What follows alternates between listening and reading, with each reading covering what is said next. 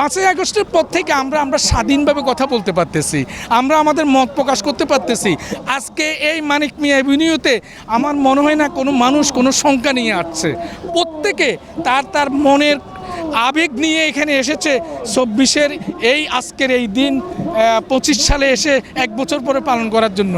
এইতে আমরা আমাদের প্রত্যেকেরই আমাদের আবেগের জায়গা থেকে আমরা বলবো এই আবেগ যেটা সৃষ্টি হয়েছে, এই মানুষের বাংলাদেশের মানুষের ভিতরে নতুন স্বাধীনতার যেই স্পিরিট সৃষ্টি হয়েছে, এটা যদি ধরে রাখা যায়, এটাকে যদি লালন করতে পারি, আগামী দিনগুলোতে এই স্বপ্ন লালন করে এই দেশে একজন সুষ্ঠু নির্বাচনের মাধ্যমে এই দেশে যদি একজন আদর্শ সৎ যোগ্য ব্যক্তিরা এই দেশ শাসন করে, তাহলেই এই আমাদের ছাত্রদের এই আত্মত্যাগ, এই প্রায় 2000 লোক যে শাহাদাত বরণ করেছে ছাত্র জনতা, এমনকি প্রায় 30,000 আমাদের ছাত্র জনতা যে আহত হয়েছে, চক্ষু হারিয়েছে, এটার সফলতা তখনই হবে যদি আজকের এই বিজয়ের এই দিনটাকে আমরা আমাদের অন্তরে লালন করে আগামী দিনগুলোতে সংস্কারের যে দিনগুলো যে বিষয়গুলো আসছে পরিপূর্ণ সংস্কার হয়ে যদি এই দেশ আগামীতে সামনে দিয়ে আগে যেতে পারে।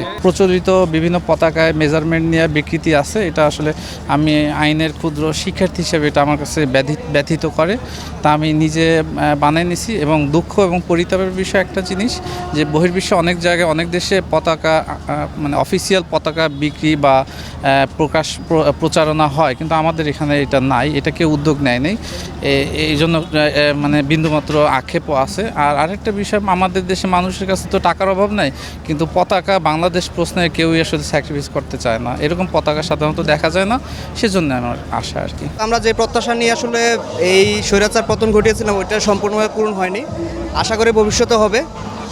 তরুণদের প্রতি আমাদের আসলে প্রত্যাশাটা অনেক, জানি না কতটুক তারা পূরণ করতে পারবে, তবে বিশ্বাস নিয়ে আছি আর কি। স্বাধীন দেশে দ্বিতীয়বার স্বাধীন হওয়াতে আলহামদুলিল্লাহ অনেক শুকরিয়া আল্লাহ তাআলার কাছে, এদেশে জন্মগ্রহণ করেও শুকরিয়া, এবং এই দিনে অনেক ছাত্র প্রাণ চলে গেছে, সে কথা মনে করে দুঃখ লাগতেছে এবং বিজয় দেখে আনন্দ উপভোগ করতেছি। মানুষের যে মুক্তির যে আকাঙ্ক্ষা, এই আকাঙ্ক্ষা কিন্তু যুগ যুগ ধরে কেউ ধরে রাখতে পারে নাই। মানুষ না খেয়ে থাকবে, কিন্তু তাদের মুক্তির যে ইচ্ছা, যে ইপসা, এটাকে কেউ কিন্তু দমিয়ে রাখতে পারে না। সেই ইচ্ছা থেকেই কিন্তু গত বছর মানুষ শ্রেণী পেশা দল মতের ঊর্ধ্বে উঠে সবাই কিন্তু এই ফ্যাসিস্ট হাসিনাকে বিদায় করে তারা তাদের কাঙ্ক্ষিত স্বাধীনতা অর্জন করেছে।